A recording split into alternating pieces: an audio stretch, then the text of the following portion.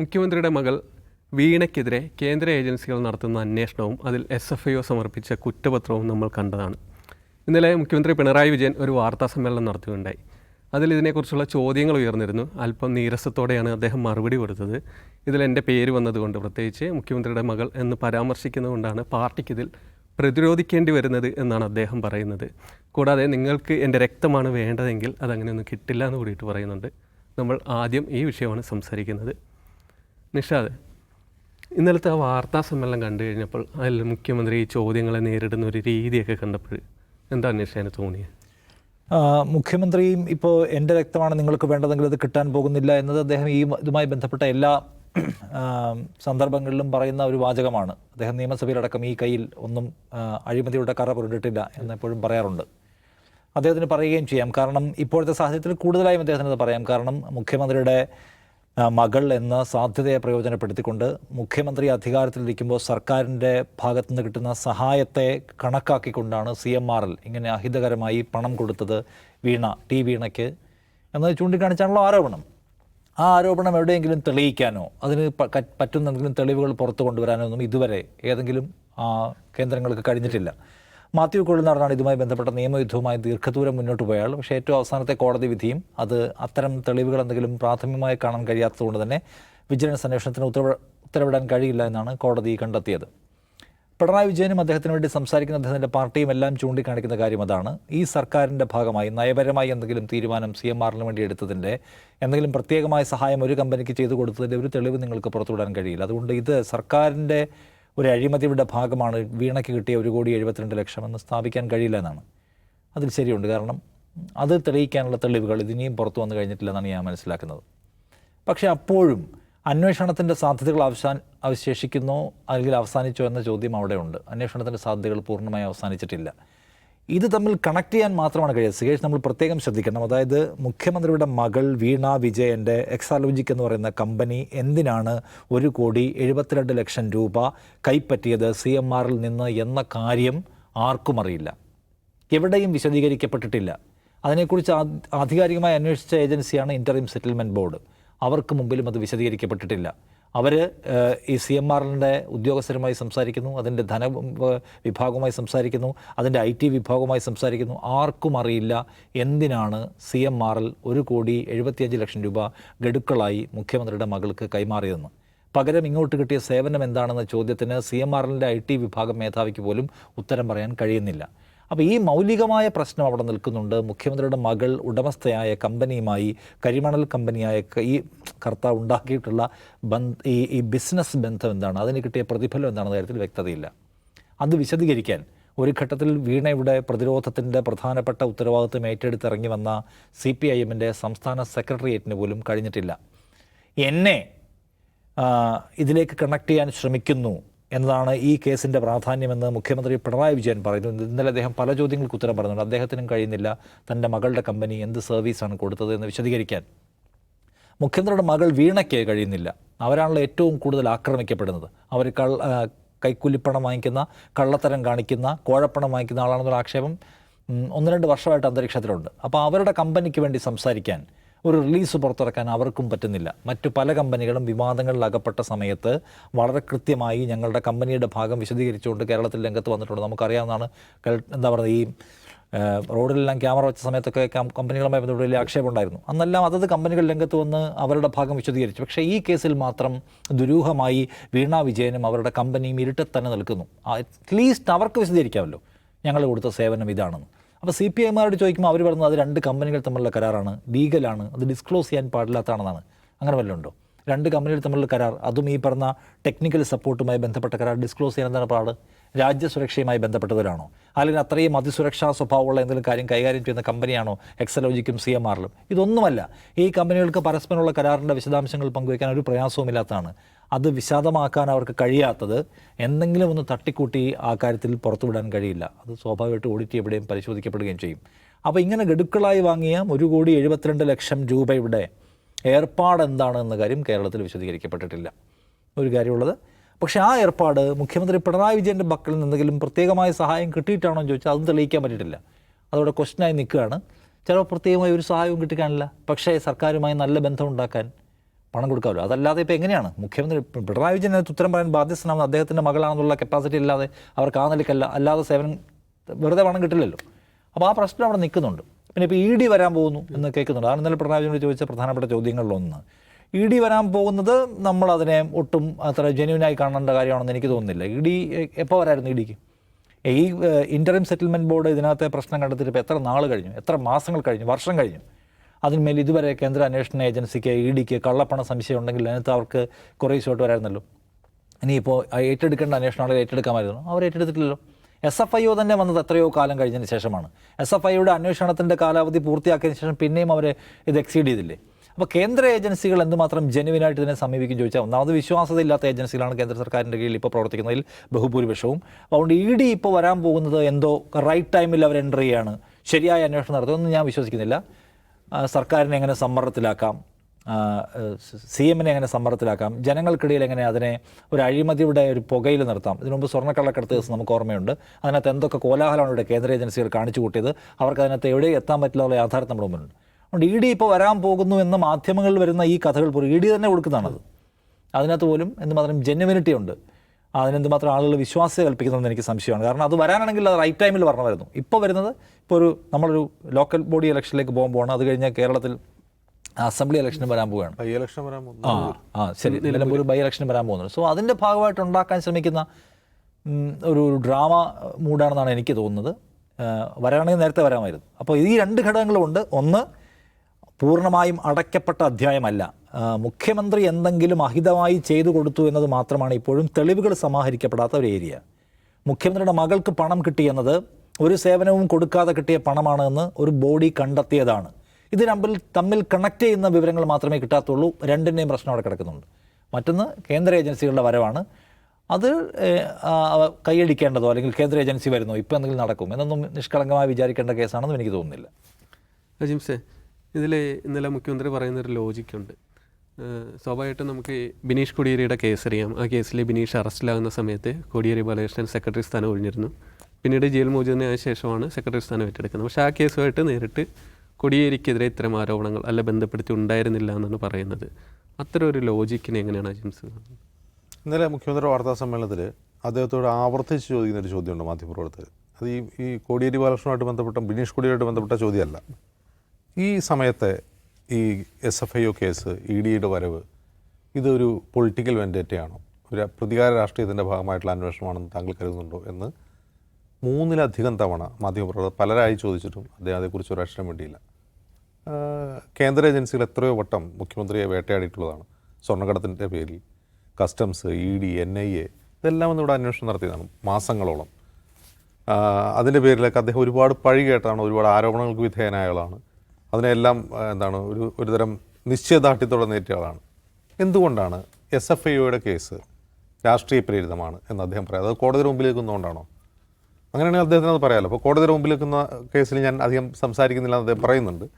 പക്ഷേ ഏജൻസികളെക്കുറിച്ച് അദ്ദേഹത്തിന് പറയാമല്ലോ.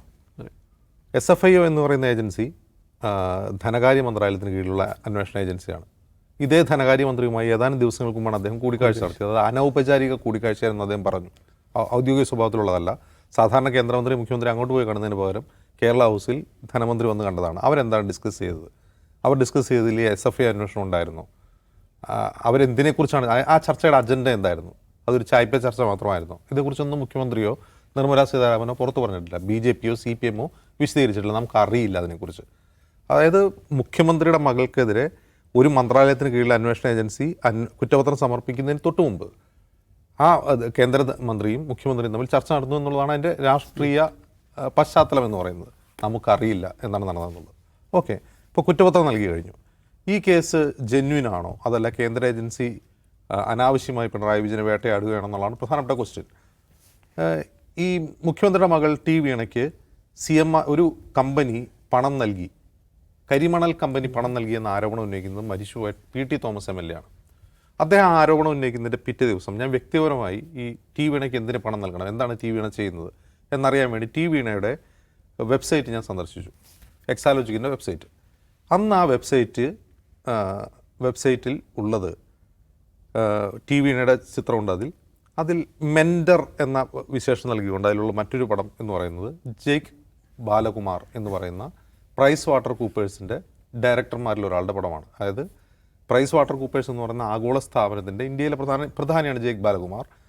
ആ ജയ്ക്ക് ബാലകുമാറിനെ ടി വീണ തൻ്റെ വെബ്സൈറ്റിൽ വിശേഷിപ്പിച്ചിട്ടുള്ളത് തൻ്റെ മെൻറ്റർ എന്നാണ്. ഓക്കെ, അപ്പോൾ ഈ എക്സാലോജിക് എന്ന് പറയുന്ന കമ്പനി എന്താണ് ചെയ്യുന്നത്? അവർ എഡ്യൂക്കേഷണൽ പർപ്പസിന് വേണ്ടിയുള്ള സോഫ്റ്റ്വെയർ ഉണ്ടാകുന്ന കമ്പനി എന്നാണ് അവർ സ്വയം വിശേഷിപ്പിക്കുന്നത്. അതിൽ അവരുടെ ക്ലയൻറ്റ് ലിസ്റ്റ് ഉണ്ടായിരുന്നു. ഈ ആരോപണം സർഫേസ് ചെയ്ത ഉടൻ തന്നെ ഈ വെബ്സൈറ്റിൽ നിന്ന് ക്ലയൻറ്റ് ലിസ്റ്റ് അപ്രത്യക്ഷമായി. ജയ്ക്ക് ബാലകുമാറിൻ്റെ ചിത്രവും പേരും അപ്രത്യക്ഷമായി. കാരണം അതിൻ്റെ ആർക്കൈവ് നോക്കിയാൽ തന്നെ നമുക്കറിയാം, ആർക്കൈവൽ ഇതിലുണ്ടാവും അത്. അപ്പോൾ അതെങ്ങനെയാണ് എന്തുകൊണ്ടാണ് ജയ്ക്ക് ബാലകുമാറിൻ്റെ ചിത്രം അപ്രത്യക്ഷമാകുന്നത്? കാരണം പ്രൈസ് വാട്ടർ കൂപ്പേഴ്സ് എന്ന് പറഞ്ഞ കമ്പനിക്കെതിരെ CPM-ൻ്റെ കേന്ദ്ര നേതൃത്വം സീതാറാം യെച്ചൂരി ഉൾപ്പെടെയുള്ളവർ നിരന്തരമായ ആരോപണങ്ങൾ ഉന്നയിച്ചിരുന്നു. ഇവർക്ക് കേന്ദ്ര സർക്കാരുകളും ചില സംസ്ഥാന സർക്കാരുകളും അവിഹിതമായി കൺസൾട്ടൻസി കരാറുകൾ നൽകുന്നു, അങ്ങനെ പബ്ലിക് മണി ധാരാളമായി ധൂർത്തടിക്കപ്പെടുന്നു എന്ന് സീതാറാം യെച്ചൂരി ആക്ഷേപം ഉന്നയിച്ചതാണ്. കേരളത്തിൽ പ്രൈസ് വാട്ടർ കൂപ്പേഴ്സിന് കൺസൾട്ടൻസി കരാർ നൽകുന്നതിനെതിരെ CPM തന്നെ നിലപാടെടുത്തിരുന്നു, അതിനെ ബ്ലാക്ക് ലിസ്റ്റിൽ പെടുത്തിയിരുന്നു. അങ്ങനെ ബ്ലാക്ക് ലിസ്റ്റിൽ പെടുത്തപ്പെട്ട ഒരു കമ്പനിക്ക് പിന്നീടും അവർക്ക് കൺസൾട്ടൻസി നൽകി പിന്നീട് അത് പിൻവലിക്കുകയാണ് ചെയ്തത്. ഏത് വിഷയത്തിലാണെന്ന് ചോദിച്ചാൽ E-City പദ്ധതി, അതായത് ഇലക്ട്രിക് ബസ്സുകൾ ഈ എന്താണ് നവകേരള പ്രൊജക്റ്റിൻ്റെ ഭാഗമായിട്ട് ഇലക്ട്രിക് ബസ്സുകൾ കൊണ്ടുവരാൻ വേണ്ടി ഒരു സ്വീഡിഷ് കമ്പനിയുമായിട്ട് കരാർ ഉണ്ടാക്കിയിരുന്നു. ആ കരാറിന് തൊട്ട് മുമ്പുള്ള കൺസൾട്ടൻസി കരാർ പ്രൈസ് വാട്ടർ കൂപ്പേഴ്സിനാണ് നൽകിയത്. എങ്ങനെയാണ് സീതാറാം യെച്ചൂരിയും CPM കേന്ദ്ര നേതൃത്വവും ബ്ലാക്ക് ലിസ്റ്റിൽ പെടുത്തണം എന്നാവശ്യപ്പെട്ട ഒരു കമ്പനിക്ക് CPM ഭരിക്കുന്ന കേരളത്തിൽ കൺസൾട്ടൻസി കരാർ ലഭിക്കുന്നത്? അതിന് വിശദീകരണം ഉണ്ടായിട്ടില്ല. ജയ്ക്ക് ബാലകുമാർ ആ കമ്പനിയുടെ ഡയറക്ടർ എങ്ങനെയാണ് മുഖ്യമന്ത്രിയുടെ മകളുടെ കമ്പനിയുടെ മെൻറ്ററാവുന്നത്? അത് വിശദീകരിക്കപ്പെട്ടിട്ടില്ല. ഓക്കെ, എന്തുകൊണ്ടാണ് ഈ അലിഗേഷൻ ഉയർന്ന ഉടൻ തന്നെ ടി വീണയുടെ വെബ്സൈറ്റ് അപ്രത്യക്ഷമാവുന്നത്? ആ വെബ്സൈറ്റ് ഇപ്പോൾ ഇല്ല. എന്തുകൊണ്ടാണ് അത് അപ്രത്യക്ഷമാവുന്നത്? മൂന്നാമത്തെ ചോദ്യം, യഥാർത്ഥത്തിൽ ടി വീണയ്ക്ക് അങ്ങനെ ഒരു കമ്പനി ഉണ്ടായിരുന്നു, അതല്ല ഒരു കടലാസ് കമ്പനിയായിരുന്നു, ഒരു ക്രിപ്റ്റോ കമ്പനിയായിരുന്നു എന്നും വിശദീകരിക്കപ്പെട്ടിട്ടില്ല. അതിൻ്റെ അഡ്രസ്സിൽ അങ്ങനെ ഒരു കമ്പനി പ്രവർത്തിക്കുന്നുണ്ടോ ഇല്ലേ നമുക്കറിയില്ല. ടി വീണയോടൊപ്പം ജോലി ചെയ്ത എത്ര ജീവനക്കാരെ വേണ്ടത് ഇവരൊക്കെയാണ് എൻ്റെ കൂടെ ജോലി ചെയ്തത്, ഇവരൊക്കെയാണ് CMRL വേണ്ടി സേവനം നൽകിയ എൻ്റെ സഹപ്രവർത്തകർ എന്ന് ടി വീണ ആരെങ്കിലും ഹാജരാക്കിയിട്ടുണ്ടോ? അറിയില്ല. ഇങ്ങനെ ഒരു കമ്പനിയിൽ ജോലി ചെയ്ത് ആരെങ്കിലും പറ്റി അറിയാമോ? ആർക്കും അറിയില്ല. ഓക്കെ, അപ്പോഴാണ് ഈ പറയുന്ന അത്ര വലിയ തുകയൊന്നുമല്ല, ചെറിയ തുക ഇവരുടെ ബാങ്ക് അക്കൗണ്ടിലേക്ക് CMRL നിന്ന് പോയിട്ടുണ്ടെന്നുള്ള അലിഗേഷൻ ഈ ഇൻകം ടാക്സിൻ്റെ അന്വേഷണത്തിൽ മനസ്സിലാവുന്നത്. അതുമാത്രമല്ല, ചെറിയ തുക പോട്ടെ, CMRLൻ്റെ MD ആയിട്ടുള്ള ശശിധരൻ കർത്തയുടെ ഭാര്യ ഡയറക്ടറായിട്ടുള്ള ഒരു സ്വകാര്യ ധനകാര്യ സ്ഥാപനത്തിൽ നിന്ന് ലോണായിട്ട് പോലും പണം പോയിട്ടുണ്ട് അങ്ങോട്ട്. അപ്പോൾ ഇത് ഒന്ന് ബാങ്ക് വഴിയാണ് പണം കൊടുത്തത്, മറ്റൊന്ന് ലോണായിട്ട് പോയിട്ടുണ്ട്. ഇതൊക്കെ നമ്മൾ മനസ്സിലാക്കുമ്പോൾ അങ്ങനെയാണെങ്കിൽ കൈക്കൂലിയാണെങ്കിൽ അങ്ങനെയാണോ കൊടുക്കുക? നോട്ടായിട്ടല്ലേ കൊടുക്കുക? എനിക്ക് CMRLുമായിട്ടുള്ള വ്യക്തിപരമായ അനുഭവത്തിൽ ഞാൻ പറയുന്നു, അവരാർക്കും പണം കൊടുക്കും, ഒരു ഉപകാരവും ചെയ്യാതെ പണം കൊടുക്കും. എന്നോട് CMRLൻ്റെ ഒരു ഉദ്യോഗസ്ഥൻ എന്നെ ബൈ ഫോണിൽ വിളിച്ചിട്ട് എന്തെങ്കിലും ചെയ്തു കൊടുക്കാൻ വേണ്ടിയല്ല, ചെയ്യാതിരിക്കാൻ പണം തരാം എന്ന് പറഞ്ഞിട്ടുണ്ട്. ഞാൻ അതെവിടെ ഒന്നും സാക്ഷ്യപ്പെടുത്താൻ തയ്യാറാണ്. എന്നോട് പറഞ്ഞിട്ടുണ്ട്. അതായത് ഞാൻ മാധ്യമത്തിൽ ജോലി ചെയ്തുകൊണ്ടിരുന്ന സമയത്ത് CMRLനെതിരെ വാർത്ത ചെയ്യാതിരുന്നാൽ മതി, ഒന്നും ചെയ്യാതിരുന്നാൽ മതി, പണം തരാമെന്ന് പറഞ്ഞിട്ടുണ്ട്. അതുകൊണ്ടാണ് ഞാൻ കമ്പനി അത്ര ഡ്യൂബിയസ് ആയിട്ടുള്ള കമ്പനിയാണ്. അത് മാത്രമല്ല, ഇൻകം ടാക്സിൻ്റെ ഈ കേസിൽ വളരെ പ്രധാനപ്പെട്ട മറ്റൊരു കാര്യം പറയുന്നുണ്ട്. 136 കോടി രൂപ വ്യത്യസ്ത ആളുകൾക്ക് വെറുതെ കൊടുത്തിട്ടുണ്ട് ഡൊണേഷൻ. അവരെന്തെങ്കിലും ഉപകാരം ചെയ്തിട്ടല്ല, വെറുതെ കൊടുത്തിട്ടുണ്ട്. മതസംഘടനകൾക്ക്, തൊഴിലാളി സംഘടനകൾക്ക്, പാർട്ടികൾക്ക്, ക്ലബ്ബുകൾക്ക് എന്നുകൊണ്ട് ഒരു മാധ്യമ സ്ഥാപനത്തിന് 40 ലക്ഷം രൂപ കൊടുത്തിട്ടുണ്ട്.